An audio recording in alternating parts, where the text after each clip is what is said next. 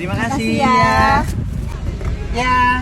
Semangat ya, Mas. Viral pegawai Shell jualan kopi, diduga imbas stok BBM kurang hingga isu PHK karyawan. Ini klarifikasi Shell Indonesia. Tengah beredar video yang memperlihatkan pegawai SPBU Shell terlihat berjualan kopi di pinggir jalan diduga imbas kosongnya stok BBM non-subsidi viral di media sosial. Pemandangan tak biasa terjadi di sejumlah SPBU Shell. Para pegawai yang biasanya melayani pengisian BBM kini tampak berjualan kopi dan makanan ringan di pinggir jalan. Aksi ini viral di media sosial dan memicu kekhawatiran publik soal kemungkinan PHK massal. Di salah satu video yang viral, terlihat dua pegawai Shell menawarkan kopi kepada pengguna jalan. Apresiasi tinggi buat Shell Indonesia Official yang berupaya bertahan menginovasikan apapun buat dijual demi menghadapi menerpa badai dunia perbahan bakaran ini. Sehat-sehat semua karyawan BBM swasta di Indonesia. Semoga ada solusi ya, semoga gak ada badai PHK di penghujung